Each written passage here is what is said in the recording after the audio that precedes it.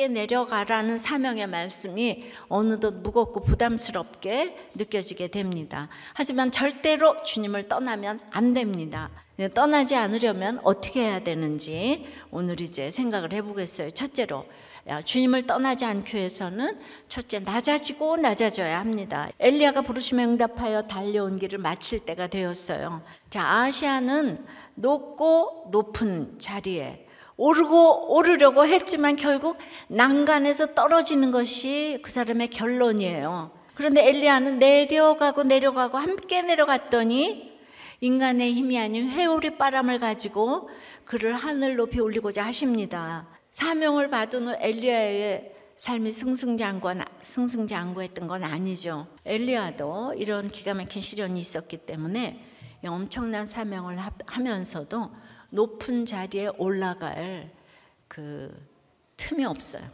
주님이 보내시는 낮은 자리로 또 함께 내려가라, 이런 말씀에 끝까지 순종할 수 있게 하신 분도 하나님이에요.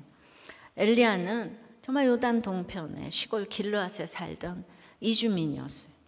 그러니까 그의 출현도 그냥 이게 너무나 뭐가 이제 불투명하고, 퇴장도 까마귀 공개받고 회오리 바람, 신비스러운 사건으로 연대 그 측정이 다 불투명해요. 이거는 하나님의 초월적인 사역임을 드러내고 있죠. 정말 낮고 천한 그림자 같은 인생이었어요. 왜요?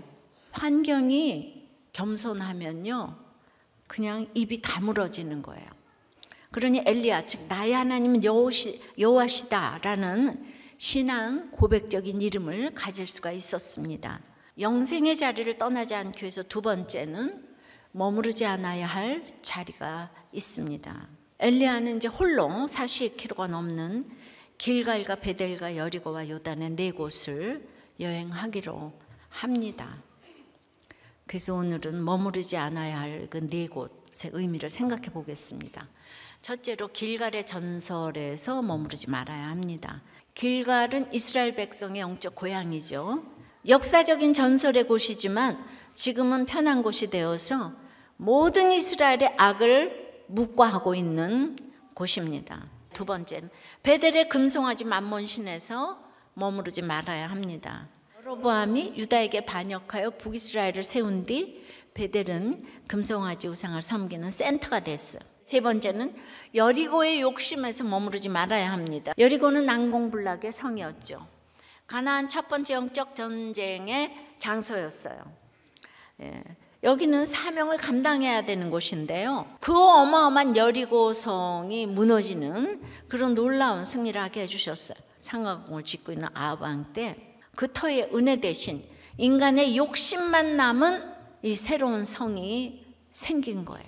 여리고의 욕심에서 이제 사명을 봐야 되는 거예요. 네 번째는 요단의 죽음에서 머무르면 안 돼요. 엘리야와 엘리사는 바로 요단가에 딱 섰어요.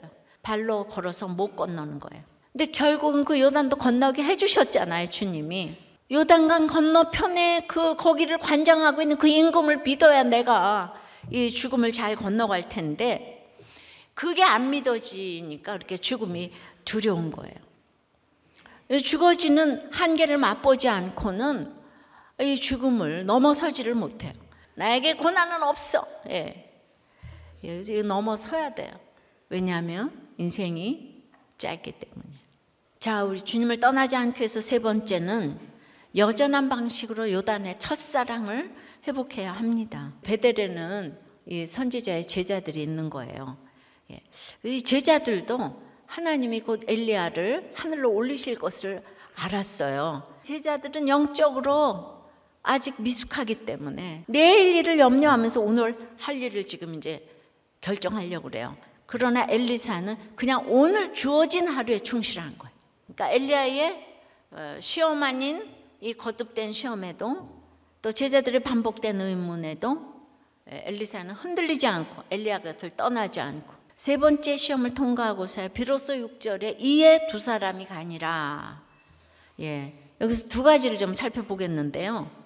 첫째, 마지막에 옆에 남은 자는 엘리사 한 사람이네요. 두 번째는 엘리야와 엘리사는 성격과 환경이 달라도 너무 다른 거예요. 달라도 너무 다른 사람이 하나님 중심으로 하나가 되면 사역을 이룰 줄 믿습니다. 어떤 관계도 예수님 안에서만 하나가 됩니다. 인간은 세 가지 관계에 놓여 있는데 하나님과는 예배해야 될 관계고, 인간과는 동반자로서의 관계고, 그리고 자연과는 관리자로서의 관계라고 그래요. 하나님께 제대로 예배를 드리고 있으면 누가 동반자이고 누가 관리자인지 알게 되는 거예요. 우리 힘으로는 아무리 노력하고 애써도 주신 사명의 자리를 결코 지킬 수가 없어요. 진정 사명의 자리를 하게 하는 힘은 오직 믿음이에요. 주님이 내게 주신 말씀을 믿는 믿음이에요. 믿음은 주님의 말씀을 기준으로 삼는 것이죠.